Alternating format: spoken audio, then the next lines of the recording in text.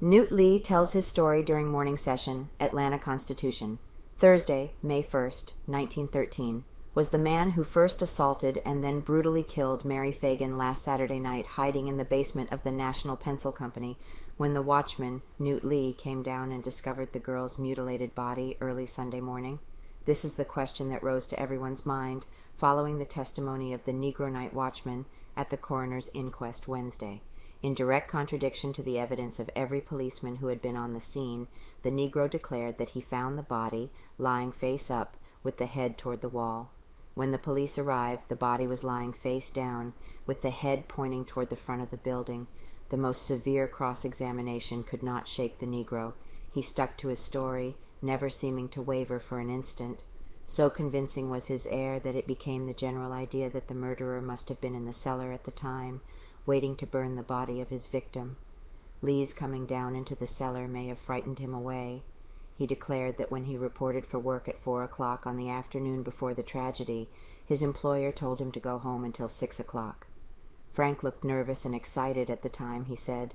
He also said that Frank had called him up later in the night to find if everything was all right, something that he had never done before. What was thought earlier in the day to be damaging to the Negro, his declaration that he was positive that it was the body of a white girl as soon as he saw it, was brushed aside when he explained that he saw the difference because of the hair, which was straight and brown, totally unlike that of a negress. The same jury that was used by Coroner Donahue Monday morning was re-impaneled at 9 o'clock Wednesday morning when the inquest reconvened. Inquest at police headquarters. The inquest was held at police headquarters. W.F. Anderson, a call officer on the police force who took the Negro's message when he reported the finding of the body, was the first to testify. He described the body as he found it after the Negro had led him and other officers to it. He stated specifically that the head pointed toward the front of the building and that the body was lying face down. Minutely, he gave all of the gruesome details of the dead girl's appearance. He told how evident it had been that she had been in a struggle to the death, how her stocking was torn, her shoe missing, and her whole face discolored by bruises and grime. So shocking was her state, he declared, that he did not know at first whether she was white or colored. He said that her neck was knotted around with twine and a piece of cloth, evidently torn from her underskirt. He declared that the staple that had been used to hold the door from the basement closed had been drawn. Physician does questioning. Dr. J.W. Hurt took up the questioning at this point. Could the Negro have seen a body lying 20 or 30 feet away from where he was standing, by the light of the lantern that he carried? He asked. He could not, replied the policeman. At the most, he could have seen for 12 or 15 feet. His lantern was very old and dirty. Sergeant R.J. Brown, who also went to the scene of the crime, was next called before the jury. He corroborated the other policeman's testimony in regard to the impossibility for anyone to distinguish the race of the girl without the most minute examination. He also declared that the Negro could have seen nothing, standing 25 feet away from the body. It was very hard to see with our regular police flashlights, he said, and the Negro only had a very weak lamp. I am sure that he could not have seen anything at a distance of 25 feet. This is nothing but a child, he testified that he exclaimed when he first saw the body. He said that he could not tell her color until he rolled down one stocking and looked at the knee. He went over the revolting details of the girl's condition. His testimony did not conflict with his brother officers in any way, but he told of some matters which the other had failed to bring out. He said that there was dirt in her mouth even. The Negro night watchman had told him, he said, that he rarely came down in the cellar, but that he had a special reason for doing so on that night. When he was questioned about the telephoning of the news to Superintendent Frank, that the sergeant's information became most damaging. We called up at once, almost, he testified, but although we told Central that a girl had been murdered and that it was of the utmost importance that we get the number, we could not get in communication with Mr. Frank until much later in the day. Blood-stained garments shone. It was then that the most dramatic occurrence of the whole day took place. A one-piece purple silk dress, dirty and torn and blood-stained, and a gunmetal slipper worn by Mary Phagan on the night of the murder were shown to the jury.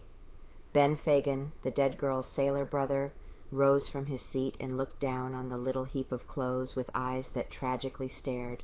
For a moment he stood so, and then walked out, his head bowed, his hands over his eyes.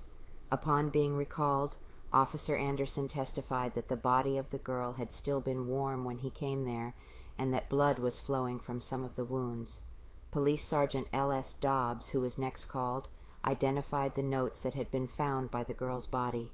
He declared that after a minute examination, he had been able to say with authority that the body was that of a white girl. External appearances, he said, tended to show that the body had been dragged and thrown into the corner. He said that after examining the body, he turned to the Negro watchman and accused him of having either committed the crime or of knowing something of it. The Negro, he said, denied all knowledge of the affair. Read note to Negro. He said that he then read him the note in which the girl is purported to have written, "Tall, black, thin Negro did this. He will try to lay it on night." The Negro then replied, he declared, "That means me, the night watchman." Other evidence simply corroborated the testimony of his brother officers. Newt Lee, the Negro night watchman, was called on the stand at 11:45 o'clock. He testified that Frank had especially instructed him to come to work 2 hours earlier than usual that Saturday because of its being a holiday. "Go out and have some more fun," Frank told him when he came to work at 4 o'clock, he declared. He explained that he made a round of the building every half hour, only going to the basement when he had an unusual amount of time on his hands. He said that Frank was still in the building when Gant, a former bookkeeper, came to the door and asked to be allowed in to get an old pair of shoes that he had left inside. The Negro declared that he had told Gant that it was against the rules, but that he would ask his employer. Frank looked frightened. Lee declared that Frank looked frightened when he told him that Gant was downstairs. He thought that this might have been caused by Frank's fear that the other, whom he had recently quarreled with and discharged, might do him dirt. He said that Gant got the shoes, wrapped them up, and made an engagement with someone over the telephone for 9 o'clock that night. The Negro was unable to say who Gant had talked to, but he said that it was a lady.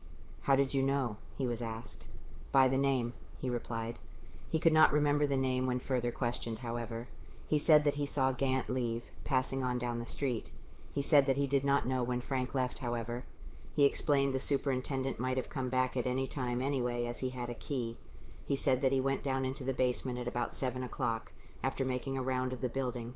He declared that the gas jet, which he had left burning when he left before that morning, was not burning as brightly as before. Frank calls up. He said that shortly after this, Frank called up to find if everything was all right. "It is as far as I know," he declared, he answered. He said Frank called before at night. When he declared that he had found the body lying with the face up, the coroner directly asked him, "Why did you turn it over?" "I didn't," stoutly averred the Negro.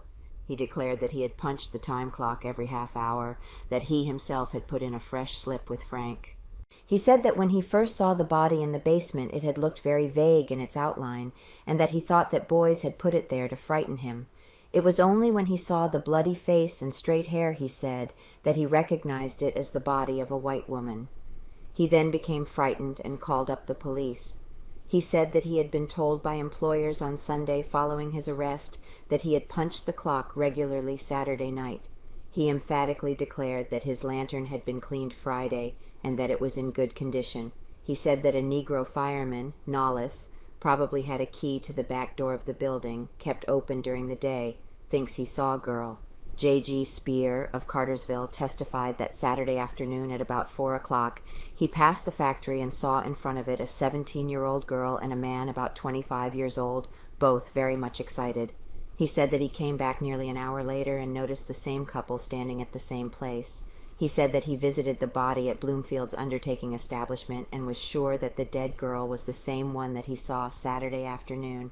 He said that Frank had the same outline as the man he saw, but would not identify him positively. Mr. Spear's testimony brought the morning session to a close. Friends of L.M. Frank, superintendent of the National Pencil Company, gave out yesterday for the first time their theory of how Mary Phagan came to her tragic death. They visited the scene of the crime, and claiming that Frank has been unjustly held and questioned by the police, they are pointing out how the girl could have been robbed, assaulted, and murdered without anyone connected with the factory knowing anything about it. They point to the foot of the stairway by which the girl would have left the factory and show how easily a man could have hidden behind the railing, which is closely boarded up. The foul criminal, they state, knew it was payday, and as it was Memorial Day, the place would close early in the afternoon. He could have hidden at the foot of the stairway, and when the girl came down the steps with her money in her purse, seized her and thrown her into the hole which leads to the basement to the left of the elevator shaft. It could all have been done so swiftly by a strong-armed man that the girl would have had no time to make an outcry before she was insensible in the basement. Then the criminal could have quickly followed on the ladder that stood in the hole and led from the first floor to the basement. Down in the basement he had ample opportunity to carry out his hellish purposes. His exit was easy, as has been shown in the newspapers. No one could have heard or seen the crime committed who was passing in the street or who was on the second or third floors.